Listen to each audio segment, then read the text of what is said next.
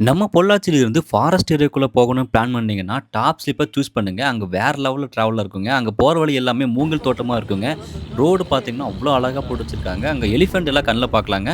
போற வழி எல்லாமே நெறைய விலங்குகள கண்ல பார்த்துட்டு மேல போனோம்னா, அங்க பரம்பிக்குளம் டேம் இருக்குங்க. அங்க சுத்தி பார்க்கறக்கு அவ்ளோ அழகா இருக்குங்க. அந்த வியூ பாயிண்ட்லாம் பார்க்கறக்கே அவ்ளோ அழகா இருந்துச்சுங்க. பொள்ளாச்சி ஃபுல்லா தான் அங்கருந்து தெரிஞ்சுங்க. இதையும் தாண்டி ஃபேமிலியா போனீங்கன்னா, அங்க ஃபோட்டோஸ் எடுக்கறக்கும், அங்க ஸ்டே பண்றதுக்கும் வேற லெவல்ல இருக்குங்க. அப்படின்னு மட்டும் கண்டிப்பா நெனச்சிராதீங்க. டாப் ஸ்லிப் பொறுத்தவரைக்கும் ஒண்ணுமே கெடையாதுங்க. ஏன்னா டாப் ஸ்லிப்ன்னு ஒரு ஹைப் ஏத்தி வச்சிருந்தாங்க. அதுல ஒண்ணுமே கெடையாதுங்க. டாப் ஸ்லிப்ல நீங்க 2 வீலர் அலோடு கெடையாது. 4 வீலர் கார்ல போனோம்னா, அந்த டைம்க்கு திரும்பி கீழ வந்துரணும். இதையும் தாண்டி பஸ்ல போனோம்னா, தப்பி தவறி பஸ்ஸ மிஸ் பண்ணிட்டோம்னா, அடுத்த பஸ் கெடையாதுங்க. அங்க தான் ஸ்டே பண்ணி ஆகணும். ஸோ ரொம்ப ரூல்ஸ் அண்ட் ரெகுலேஷன் அங்க அதிகமா இருக்கு. அங்க நீங்க போய் ஃபுட் சாப்பிட்டீங்கன்னா கூட, அங்க அதுக்கு அடுத்த மாரி ஒரு அமௌண்ட் போடுறாங்க.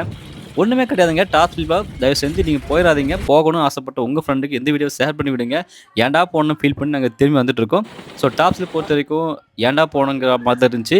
டாப் ஸ்லிப்ல பழங்குடியின மக்கள் வாழ்ந்துட்டு இருக்காங்க. அவங்கள போய் நம்ம தொல்ல பண்ண வேணாங்க. பொங்கல் டைம்ல தான் அங்க வந்து எலிஃபென்ட்டோட கேம்ப் போடுவாங்க. சூப்பரா இருக்குங்க. மத்தபடி அங்க ஒண்ணுமே கிடையாதுங்க.